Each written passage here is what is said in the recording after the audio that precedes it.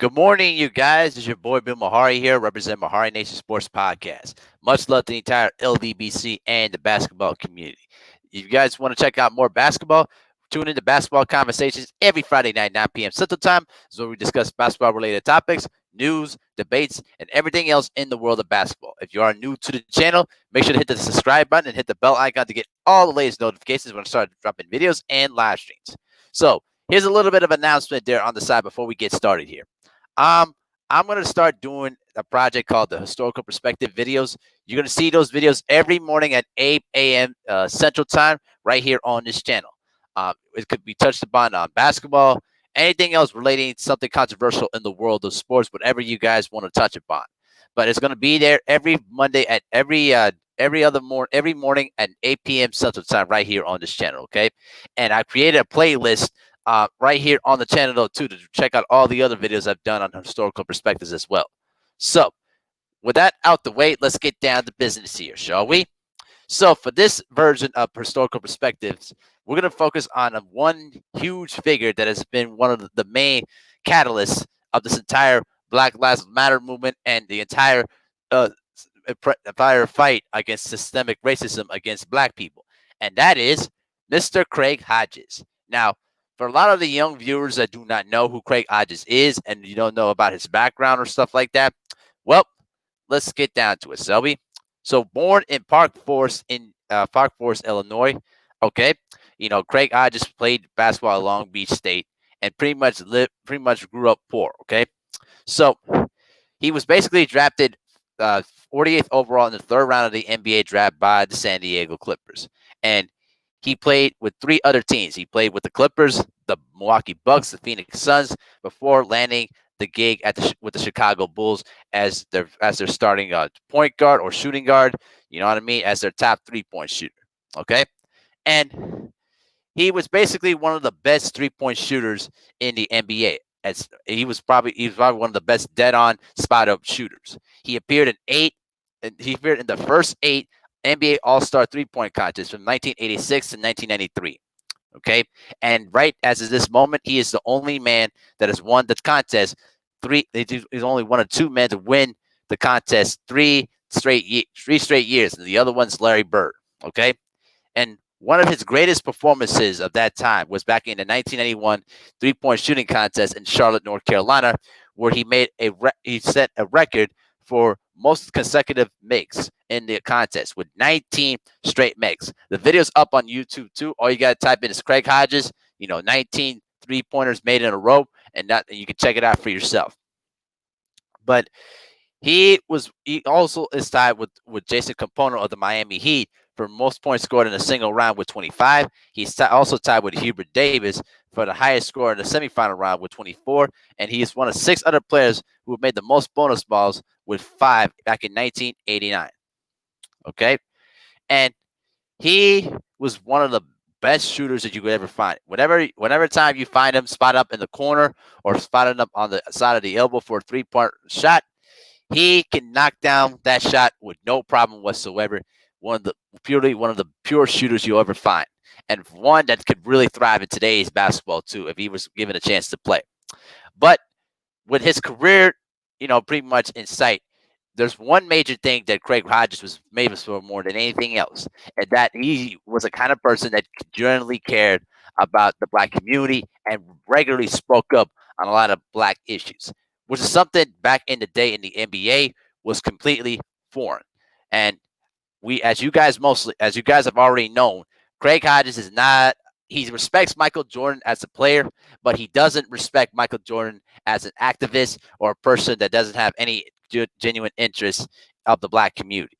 All right, he played basketball until he was 31 years of age. I'm saying the NBA, and that by that time, by the time after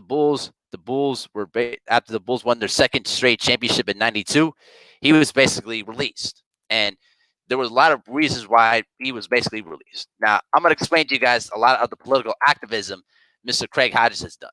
All right. So when the Bulls visited the White House when they won the 1992 NBA championship, Craig Hodges wore a white dashiki and delivered a handwritten letter to the president at the time, George H.W. Bush, expressing his discontent at the administration of the treatment of the poor and minorities. And he also regularly criticized Michael Jordan for not using his fame to draw attention to social and political issues, and basically said that Jordan was basically bailing out for not being politically outspoken.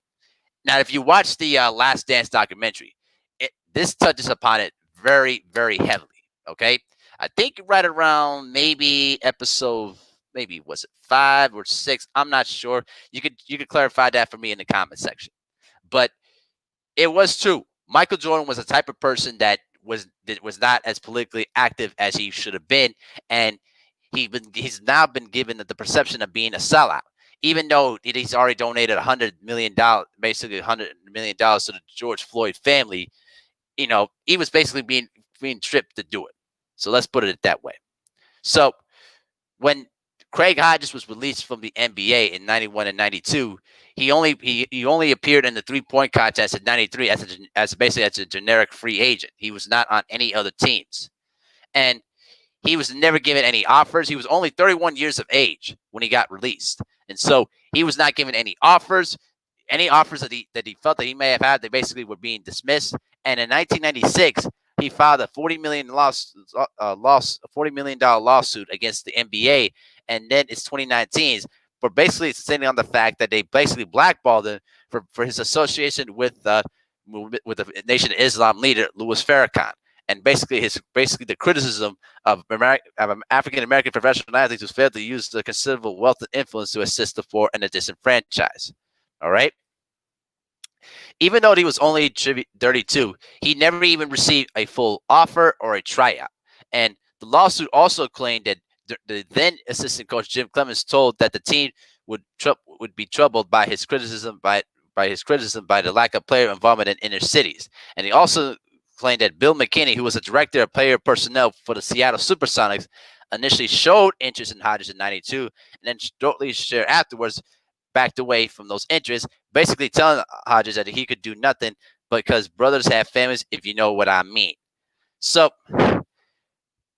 pretty much he was, let's just put it very, very bluntly. He was basically blackballed because he used his platform to spoke about, major issues. Now, another story that also came out in the wake of the George Floyd murder, there was another thing that also came out too. Mr. Hodges also was being interviewed by Pacifically. He was basically interviewed by the No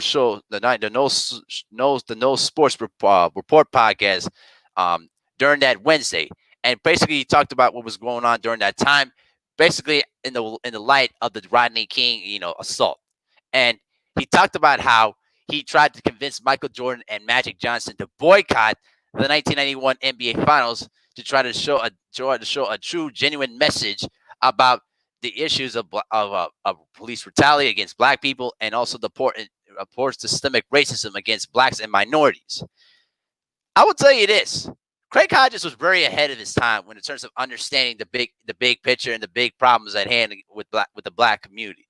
But I don't know if that would have worked out well because it was in the big stage of the NBA Finals, and I think that idea was just too big for his own good, in my opinion.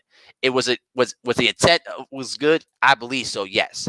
But to do it in the NBA Finals, to do it in the NBA Finals, I don't know. I think that nobody would have sided with them with that, even though there would have been a lot of people that would have had no problem, agreeing with that. I'm saying a lot of blacks, but on the NBA Finals, I don't think that would have worked out too well, in my opinion. But I'll let you guys decide for yourself on that. But yeah, Craig Hodges was way ahead of his time of using his platform to stress these kind of issues at hand, similar to what Colin Kaepernick has been doing, and pretty much why the NFL is now basically pretty much admitted that they were wrong, even though it doesn't mean anything because it's nothing more than a PR move. But this is what he had to say when he was talking about it on that No Sports Report podcast that Wednesday. He said, "But for me, it was one of those things where I had talked to Michael Jordan about opening up the same manufacturing that we have overseas in America. That's being able to produce shoes and stuff here, and that's the part that I felt like we missed the boat." Okay. As far as the 1991 championship on both levels, Chicago and Los Angeles, two of the biggest media markets, what we would have happened if we would have said we want to have a work stoppers and we want to change the conditions of police and civilians. But that in that period of time, I was asking to boycott in order to create some sort of ownership, black ownership within the league, and having a league look reflective on the ownership level to what was on the court. As it continues today, I've seen yesterday where the league is talking about some type of racial justice committee on whatever. I'm glad to see that. Hopefully that they'll bring in Mahmoud Abdul Rauf, myself, and other players who I'm sure felt like they have been castigated in the past. You know what? I feel very much. I feel that he was doing something genuinely, positive. That felt like it was going to be a huge impact for a lot of people to understand the message. I don't know it would. Like I said, I don't know it. I don't know the stage of the NBA Finals right before the game. I don't know it. I don't know if many of the players would have sided with them at that time, because you've got to remember this was the '90s and things were much different in the NBA during that time than what it is now. So there's that. And then also, the NBA wasn't as politically active, in addressing those kind of things as they are today. And so I don't. I think that back then, I think the ratio of having it work out well would have not worked well in his favor. But I'm glad to see that now today's players are actually taking a cue, somewhat of a cue from what happened back then, and we're making initial steps to do it now. And so hopefully that they do bring them in, and hopefully that they do bring in Mahmoud Abdul Rauf and Craig Hodges to be one of those guys to be good mentors to help push the movement very, very further. And I will say that Craig Hodges, there's a lot of major respect for it, because he sacrificed, just like what happened to Mahmoud, he sacrificed his entire career to address an issue that is currently going on even right now. And so all these people, the Colin Kaepernicks, all these people that sacrifice their careers to address a certain issue, they need to be reflective about Chris Jackson, about Mahmoud Abdul Rauf, also Craig Hodges, Muhammad Ali, Kareem Abdul-Jabbar, Bill Russell, those kind of guys were the guys that laid the groundwork to use their platforms to address these kind of major issues in the community, and not caring for the consequences of doing so. And I'm afraid that's where Michael Jordan completely missed off the mark. I'm not saying that he doesn't care about these issues, because I think he does, but I think that he understands at this point that he knew that he made a mistake when he didn't decide with what's the guy's name? That's the guy that ran against Jesse Helms. Yeah, I forgot his name though, but you guys know who that guy was I'm talking about. So yeah, that's just pretty much. Oh yeah, Harvey Gantt. There you go, Harvey Gantt. That was Harvey Gantt. Yep. So that's what I kind of feel about it, and I think that he deserves a lot of respect for what he did during his time as a basketball player, but also what he did post basketball career.